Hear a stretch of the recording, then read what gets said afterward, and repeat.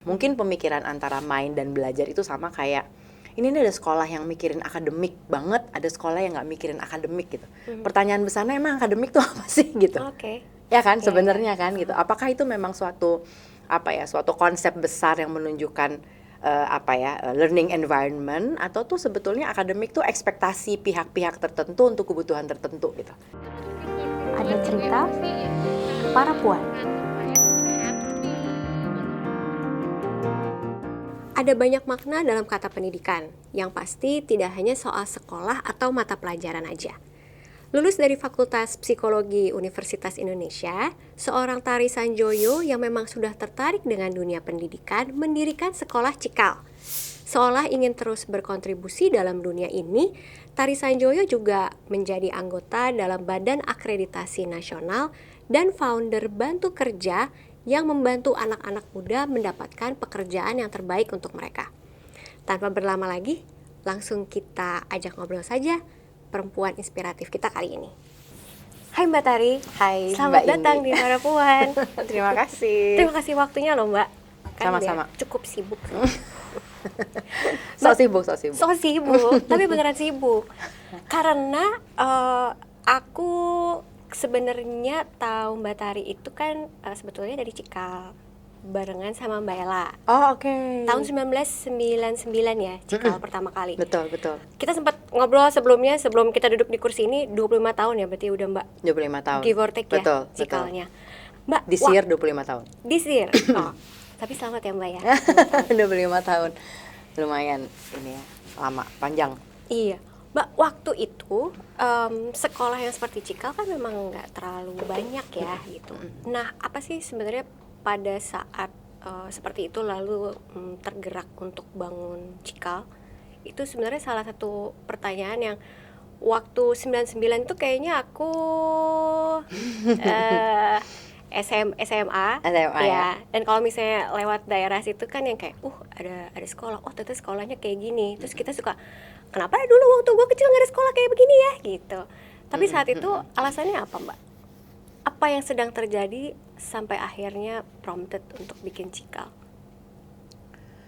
Sebetulnya bahwa punya mimpi atau keinginan sampai besar itu kalau di aku tuh kayak mungkin belum sebesar itu gitu ya. Sesimpel bahwa belajar sekian lama di psikologi gitu ya, 5 tahun tuh S1 lalu nambah 2 tahun buat profesi untuk izin praktek gitu ya. Satu hal utama yang aku pelajari adalah bahwa kayaknya memang aku tuh lebih bisa secara maksimal menggunakan ilmu-ilmu psikologiku gitu ya, lebih bisa berinteraksi sama anak-anak. Gitu. Kan ada banyak ya, kalau di psikologi itu kan ada macam-macam ya, ada organisasi, itu kayak HRD itu biasanya di organisasi, lalu ada orang dewasa, ada klinik dewasa, ada riset gitu ya. Tapi memang pada saat di psikologi 7 tahun ada di psikologi itu tuh aku berpikir bahwa I deal better with kids than with adults gitu. Entah kenapa kalau sama anak tuh aku bisa positioning ke mereka gitu. Jadi benar-benar kayak aku paham nih maunya dia apa. Dan willingness untuk kemudian memberikan apa ya yang mereka butuhkan tuh kayak terasa jauh lebih maksimal gitu dibandingkan pada saat dengan orang dewasa gitu. Sehingga pada saat itu kalau ditanya tahun 99 tuh di kepalaku apa, aku pengen main sama anak-anak. Gitu, kayak pekerjaan yang menyenangkan adalah karena pas lagi ngambil izin praktek itu aku udah ngajar kan sebenarnya kayak mau kan mencari tahu juga itu sebetulnya passion aku tuh di mana sih gitu ya. Itu memang aku sesimpel itu, aku pengen main sama anak-anak. Aku belum punya anak, belum menikah waktu itu gitu ya. Cuma berpikir adalah kalau anak-anak ini ada di dalam lingkungan yang tepat, ada di lingkungan yang aman dan nyaman buat mereka, ini mereka pasti jadi orang yang keren banget. Udah cuman gitu aja gitu, nggak kebayang tuh kayak nitty-gritty berarti harus bikin sekolah sampai sebesar itu, sampai harus itu tuh nggak kepikiran sama sekali. Makanya waktu itu kita mulai dari prasekolah. Sesimpel bahwa untuk bisa membuat lingkungan anak tuh senyaman dan aman seperti itu, maka sekolah apapun namanya ya, mau PAUD, mau prasekolah, mau TK, mau apapun, harus bekerja sama erat sama orang tua. Jadi memang waktu itu konsepnya lebih ke parenting school, Terus kayak Cikal tuh refleksi cinta keluarga gitu kan sebenarnya, and how the family is actually the real community gitu, sama sekolah yang kemudian bisa bekerja sama dan membangun dunia itu buat anak-anak gitu, sesimpel itu. Ini jadi agak menarik ya Mbak, karena cukup lama ya sebenarnya dunia anak-anak itu emang benar bahwa dia ada mainnya gitu ya. Tapi yang selalu dipush kalau urusannya soal sekolah dan pendidikan itu pasti beneran belajarnya gitu. Bahwa misalnya dia main, ya udah dia akan punya waktu 15 menit, 20 menit untuk keluar main dan istirahat gitu. Tapi untuk memasukkan emang ya udah aku tuh pengen sama mereka tuh aku pengen main, itu kan sebenarnya sesuatu yang agak di luar kebiasaan pada saat itu ya. Betul. At least kalau di keluarga aku pun itu kayak gitu. Ya udah main ada waktunya, tapi sekolah adalah sekolah. Apa sebenarnya yang Mbak lihat di saat itu? Apakah pendidikan kita kayak emang terlalu tight, lalu Mbak ngerasa, duh nih kalau anak-anak terusan kayak gini, mungkin jadinya mereka tidak akan bisa A, B, C, atau aku pengen lebih banyak kasih ada bermainnya, funnya karena A, B, C supaya besok-besok mereka akan kayak gini. Ada kayak gitunya nggak sih Mbak? Bahkan sebelumnya pada saat di tahap itu ya, di titik itu tuh belum tahu mapping pendidikan tuh kayak apa. Pendidikan di negara ini kayak apa juga nggak tahu, selain yang memang dialami diri sendiri gitu kan sebenarnya. Itu belum tahu sama sekali gitu. Belum punya anak juga kan, jadi kayak nggak ada tuh urgensi untuk kemudian melihat dan mencari seperti apa sih sesungguhnya, itu belum ada gitu. Sesimpel pengen main adalah karena belajar bahwa pada saat aku main sama anak-anak, aku bisa lihat banyak banget tentang anak itu gitu. Kan ini kita ngomongin anak kecil ya. Sesimpel kalau dia lagi jongkok, bengong, ngelamun. Apa yang kita bisa lihat dari anak yang lagi jongkok, bengong, ngelamun gitu kan. Oh, ternyata pas dia jongkok keseimbangan tubuhnya tuh bagus ya, karena jongkoknya oke nih. Gitu. Dia nggak goyang ke kanan, nggak goyang ke kiri. Matanya kemana ya gitu sebenarnya. Terus apakah dia memperhatikan suatu cakupan tertentu atau dia sambil keliling gitu ya. Dia sambil ngomong nggak gitu. Itu tuh kayak banyak banget gitu yang bisa dilihat dari kegiatan itu gitu sebetulnya. Sehingga kalau sampai sekarang pun aku dan mungkin kami ya sebagai institusi di Cikal gitu tuh melihat bahwa main dan belajar tuh bukan sesuatu yang terpisah gitu. Ya kan? Karena bisa belajar kalau dia bisa melihat tujuannya gitu sebenarnya. Dan kadang-kadang kalau main tuh kita tahu tujuan kita apa gitu. Kalau belajar belum tentu. Tergantung tuh gurunya bisa ngasih tujuan itu atau enggak. Dia bisa melihat tujuan itu relevan sama dia atau enggak. Jadi itu jauh lebih tricky untuk itu. Tapi kalau dia main, dia akan belajar banyak hal. Gitu sebenarnya. Jadi itu tujuan. Waktu itu berpikirnya adalah adalah seperti itu. Mungkin pemikiran antara main dan belajar itu sama kayak ini ada sekolah yang mikirin akademik banget, ada sekolah yang nggak mikirin akademik gitu. Pertanyaan besarnya emang akademik tuh apa sih gitu? Ya kan sebenarnya kan gitu. Apakah itu memang suatu konsep besar yang menunjukkan learning environment, atau tuh sebetulnya akademik tuh ekspektasi pihak-pihak tertentu untuk kebutuhan tertentu gitu.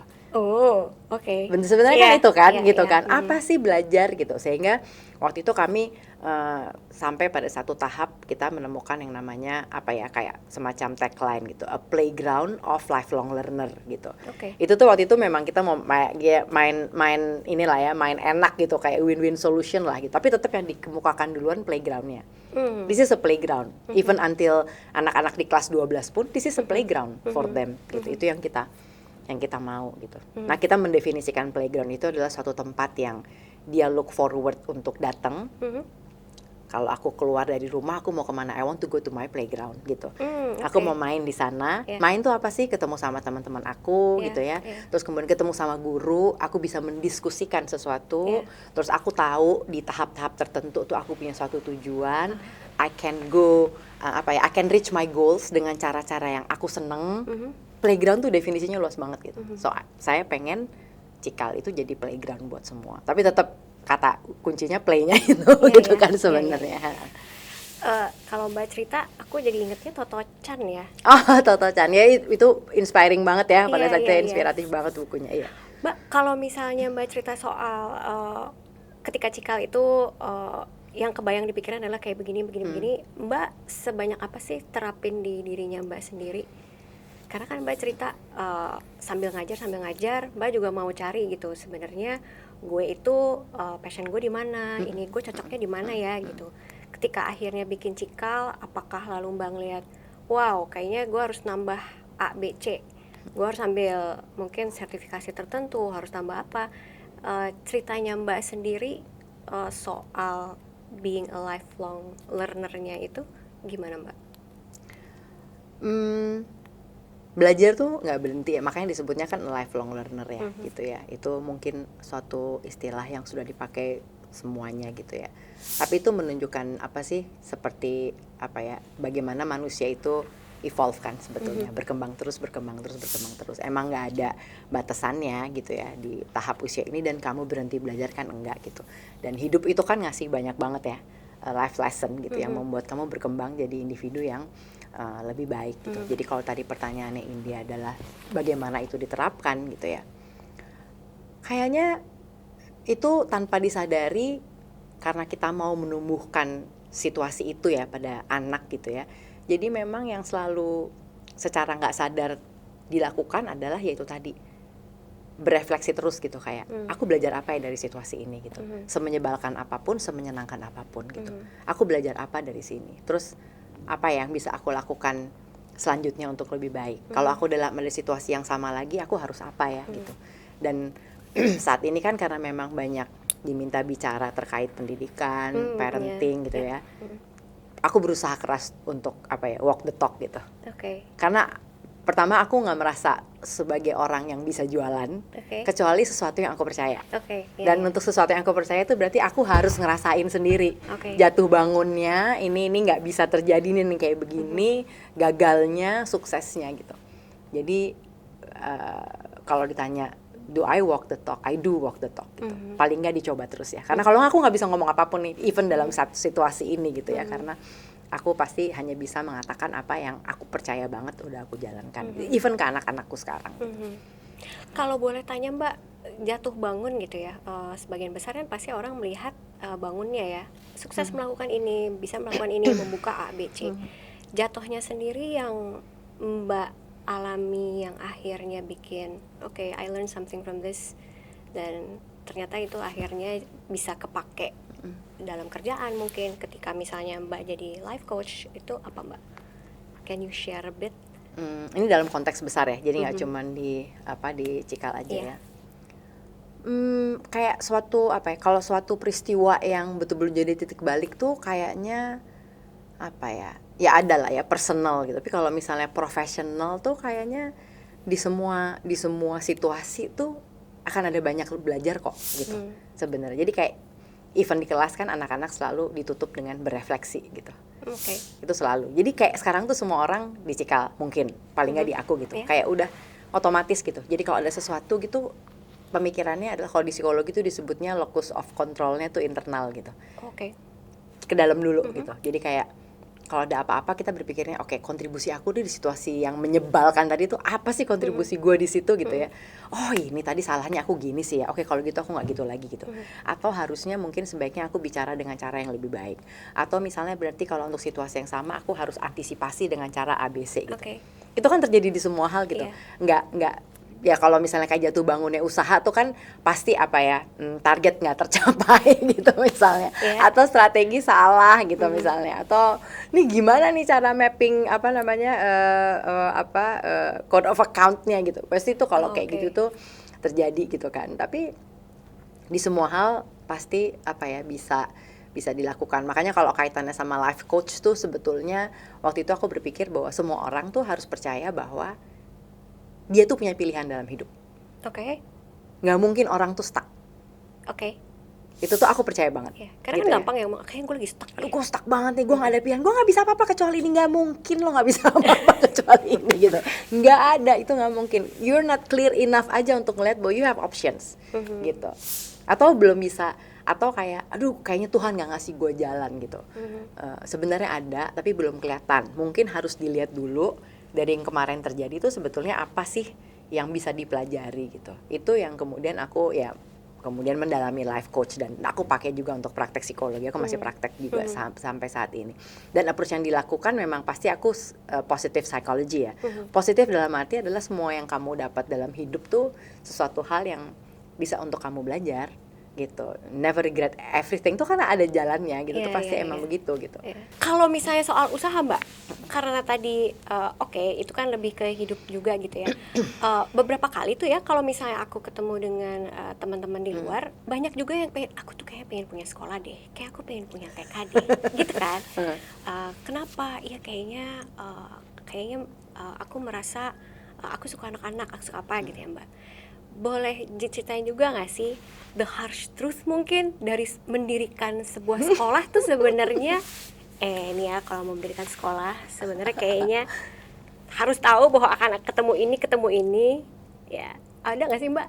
Ada banget. Jadi dulu tuh kan sampai sekarang aku masih melakukan final interview untuk semua guru di seluruh Cikal. Oh gitu. Jadi di ujungnya tuh pasti mereka ketemu aku. Tetap ketemu Matahari. Tetap ketemu aku gitu ya. Itu tuh seru-seru gitu kan, kayak mulai dari anak-anak muda yang sotoy gitu sampai yang udah serius gitu. Tapi kalau mereka bilang nanti saya pengen bikin sekolah sendiri, itu tuh kayak aku dalam hati gini, coba aja lo bikin. Kalau nggak pusing rasanya gitu ya. Apa yang bikin pusing itu apa Mbak? Karena it's not, jadi kayak atau gini misalnya ke sekolah, kenapa pengen masuk ke dunia pendidikan? Karena kayaknya kerjanya enak gitu. Coba definisikan enak apa ya gitu. Coba kayaknya kayak aku bisa punya waktu lebih banyak. Coba aja. Lo pasti berharap ada di semesta lain yang satu hari 36 jam gitu ya. Karena apa ya? Banyak banget gitu. Kalau misalnya punya sekolah tuh kayak pertama ya. Punya sekolah tuh artinya kan jadi ya panutannya si anak-anak ini gitu ya. Betul. Jadi kayak itu satu ya. Perilakumu tuh nggak cuma di sekolah gitu, tapi kayak di setiap saat tuh kamu jadi guru loh, kamu jadi pendidik gitu loh sebenarnya gitu kan. Jadi sesimpel bahwa coba look back gitu, punya hobi-hobi apa yang kamu tidak mau murid-murid kamu tahu. Itu satu hal ya, separate your life gitu, atau kamu berubah total gitu. Gitu. Jadi kayak ini contoh ya, dulu waktu sejak aku punya Cikal, aku nggak pernah lagi tuh keluar ke mall pakai celana pendek gitu, malas sekali gitu kan, misalnya segala macam gitu, atau pergi keluar pakai sendal jepit, nggak pernah gue lakukan. Ntar tiba-tiba, hai miss gitu kan, kayak ya ampun murid gue gitu kan, miss aku tadi gitu kan. Gitu, sebenarnya aku lagi pakai sendal jepit, pakai celana pendek itu kan malas gitu ya. Itu contoh yang paling simple. Tapi hal-hal lain kan adalah misalnya kayak kalau misalnya kamu punya merokok, atau mungkin misalnya minum, atau ya itu bukan sesuatu hal yang berarti itu buruk ya, tapi jadi mindfully berpikir bahwa ini how to manage this gitu. Jadi kayak misalnya sosial media gitu. Apalagi kalau udah punya murid remaja, itu tiba-tiba muridnya request, nggak akan saya accept karena kamu melihat hidup saya yang sesungguhnya gitu misalnya gitu kan. Tapi itu kan jadi suatu hal yang harus dipikirin gitu kan sebenarnya. Jadi kayak menjadi guru itu, menjadi pendidik itu berarti 24/7 gitu. Kamu akan dilihat gitu, apapun gitu sebenarnya. Dan itu pasti diharapkan kamu jadi orang yang memberikan contoh dan lain-lain gitu kan sebenarnya. Itu satu gitu. Lalu yang kedua adalah bahwa itu baru satu ya, itu Mbak? baru satu. Dan yang sekarang jadi apa yang membuat Cikal kayak nggak bisa berhenti itu adalah once kamu punya suatu organisasi sekolah, nggak cuma anaknya yang dipikirin, tapi bagaimana guru-guru yang kemudian menjadi tim, itu harus dipikirin kan, career path-nya gitu. Apakah career path-nya harga mati dari guru, terus misalnya jadi koordinator guru, abis itu jadi wakil kepala sekolah, lalu kepala sekolah gitu ya. Terus kemana lagi habis itu gitu kan sebenarnya. Jadi memang yang paling sulit, tapi itu mungkin yang membuat bisa bertahan adalah kita tuh maunya kalau masuk ke suatu sekolah tuh kita bisa cater mimpi semua orang yang ada di sekolah itu. Tujuan besarnya di pendidikan apa? Dan bahwa karirnya tuh nggak cuman struktural gitu. Jadi ada karir protean gitu. Misalnya kayak guru yang menjadi trainer, guru yang menjadi penulis, guru yang menjadi public speaker, guru yang apapun gitu. Itu tuh harus dipikirin gitu. Supaya kita bisa membangun suatu komunitas yang betul-betul anak-anak juga bisa lihat bahwa I can be more than just apa gitu. Bahwa minat aku, passion aku tuh bisa dikembangkan jadi sesuatu yang berguna gitu ke depannya gitu. Jadi harus mikirin itu. Makanya Cikal jadi sekarang misalnya ada yayasan guru belajar, lalu ada saudara-saudara sepupu organisasi yang lain gitu ya. Dan kemudian bahwa guru yang menjadi leader yang baik, kita harus pikirin ini si leader ini mau kita taruh di mana. Sehingga kita jadi harus harus ekspansi gitu. Ekspansi is not only about business gitu. Orang tuh ngeliatnya kayak ini pasti ekspansi terus karena bisnis gitu. Ya pasti ada perhitungan bisnisnya, kalau nggak bisa ekspansi gitu. Tapi tujuan besarnya adalah untuk melihat bahwa guru itu bukan sekedar di struktural aja gitu. Jadi bisa jadi gitu guru yang bagus di sini nanti kita tarik jadi leader di sana. Gitu. Nanti guru leader yang di sini mungkin karena dia bisa membuat suatu inovasi di site yang sekarang, dia bisa kemudian ditarik untuk jadi leader di site lain, jadi troubleshooter di situ gitu. Lalu kemudian ada posisi-posisi yang ternyata kita perlu eksekutif prinsipal yang kemudian mengapalai beberapa prinsipal di zona itu. Kayak gitu tuh kan sesuatu yang harus dipikirin gitu. Kalau kita mau, kan kita juga percaya dari awal bahwa sekolah yang dibangun ini nih sekolah dengan suatu pola pikir yang berbeda gitu. Jadi nggak mudah juga ngambil guru dari luar gitu sebenarnya, dan kemudian mengubah mindsetnya gitu. Jadi itu sesuatu yang kalau orangnya udah ada dari Cikal dari dulu, yang bagus nih kita harus pikirin gitu sebenarnya. Jadi it's more than just that gitu. Emang dari mana ubannya nih, pikirin dulu. Tapi aku dari tadi kayak maksudnya melihat guru aja appreciation levelnya tuh udah tinggi ya. Tapi dengan Mbak cerita tuh kayak itu ada satu ruang lagi di atas apa yang biasanya kita lihat tentang guru dan tentang sekolah, yang kayak wow, ternyata sampai segitunya ya gitu. Iya. Sebenarnya mungkin agak melenceng dikit gitu ya, tapi tahu bahwa ada orang-orang kayak Mbak Tari yang juga memikirkan guru itu punya career path loh. Kalau dia udah sampai sini, lalu dia mau ngapain lagi gitu. Ternyata dia bisa jadi leader di sana lagi, dia bisa jadi leader di sini.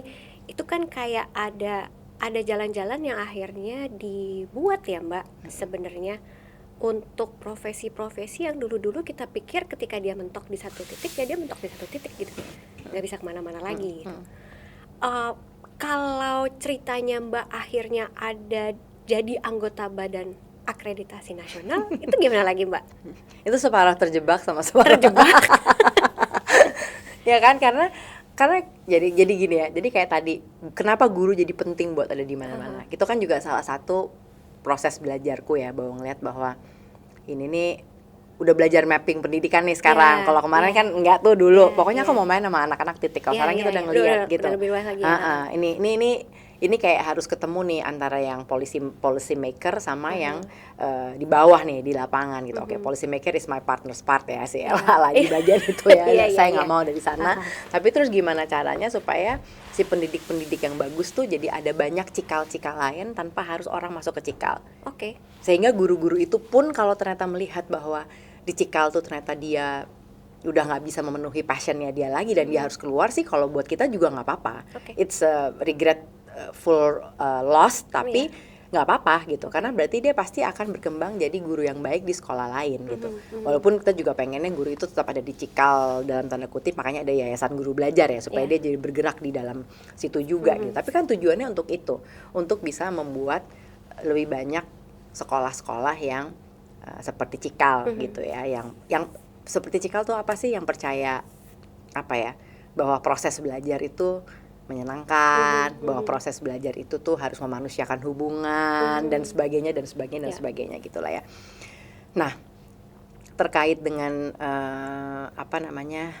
si Badan Akreditasi Nasional itu adalah ya salah satu untuk kemudian bisa melihat, bisa membantu sekolah-sekolah yang ada di seluruh Indonesia lagi ini pada saat mereka lagi memulai akreditasinya, itu tuh bisa dengan cara-cara yang lebih inovatif buat pendidikan, gitu. Jadi yang tadinya akreditasi kita tuh lebih bentuknya adalah compliance based, jadi kayak memang benar ada checklistnya. Nih format ini ada nggak, ini ada nggak, ini ada nggak, ini nih sumber alat belajar ini ada apa enggak, ukurannya kelasnya bener-bener nggak sekian meter kali sekian meter kayak gitu-gitu. Itu berubah jadi performance based. Itu tugas utama kami nih di dalam masa jabatan 5 tahun ini. Kenapa performance based? Karena kami percaya bahwa setiap sekolah itu punya di lokasi-lokasi yang berbeda nih di seluruh Indonesia ini pasti punya kelebihan-kelebihan yang disesuaikan memang dengan kebutuhan yang ada di dalam daerah itu gitu. Sekolah terakreditasi A di Kemang, Jakarta itu tuh nggak mungkin sama sekolah berakreditasi A di daerah lain gitu. Dan kalau kemarin dengan dengan compliance based itu berarti ada yang salah dalam sistemnya karena nggak mungkin sama gitu. Tetapi kalau yang performance based itu bisa dilihat bagaimana sekolah tertentu di daerah tertentu tetap bisa menunjukkan bagaimana mereka memastikan bahwa pendekatannya adalah berpusat pada anak walaupun dengan cara yang berbeda sama yang di Kemang Jakarta misalnya gitu sebenarnya. Dan badan akreditasi yang sekarang ini sebetulnya dibangun, yang direkrut itu justru orang-orang yang sering memberontak dari sekolah-sekolah dari yang sering memberontak, yang sering ngakalin akreditasi gitu ya. Jadi pas pertama kali datang tuh ke pelantikannya itu tuh lucu banget. Jadi awalnya diminta untuk ikut seleksi dan waktu itu saya berpikir yakin aku diajak buat seleksi gitu. Apa prosedurnya, nanti ada wawancara dan lain-lain. Oke, kalau diwawancara aku akan apa adanya loh ya gitu ya. Jadi pas diwawancara ditanya tentang akreditasi ya aku ya setengah ngomel, setengah gimana sih lo gitu kayak gitu. Setengah gitu, jadi nggak benar-benar yang udah I have nothing to lose gitu kan pokoknya. Tapi terus nggak ada pengumuman apa-apa, tiba-tiba ada undangan pelantikan. Terus saya tanya, ini artinya diterima ya gitu ya. Terus kayak, ini gelap banget nih, siapa nih teman-teman saya di sini gitu kan. Terus begitu masuk ternyata saya ngeliat, oh ini adalah teman-teman dari berbagai sekolah yang saya tahu juga punya perjuangan yang sama in a way. Jadi pasti banyak tuh ngakalin akreditasi, protes dan segala macam. So walaupun rasanya seperti kayak apa ya, emang seberapa besar sih perubahan yang bisa kita lakukan lewat badan ini? Mungkin butuh waktu panjang, mungkin tidak selesai di masa jabatan ini gitu ya. Tetapi saat ini yang saya rasakan adalah saya ada di the same playground nih. Sama orang-orang yang mungkin juga senang main bareng gitu ada di situ dan berusaha untuk bikin suatu perubahan. Buat saya itu hal yang lebih penting saat ini gitu untuk dipikirin gitu. Kan aku tuh punya semacam mantra ya, cemaslah pada waktunya gitu ya. Jadi nggak usah mikirin jauh-jauh dulu ya. Kalau mungkin kita nggak bisa membuat perubahan besar dalam 5 tahun ke depan, what can we do now di dalam scope ini dulu gitu ya. Itu kita lakukan dulu aja gitu. Jadi saat ini ya udah kita step by step kita coba lakukan. Nanti kalau ada perubahan, baik lagi refleksi along the way. Kalau memang ada perbaikan-perbaikan yang harus dilakukan, mari kita perbaiki gitu.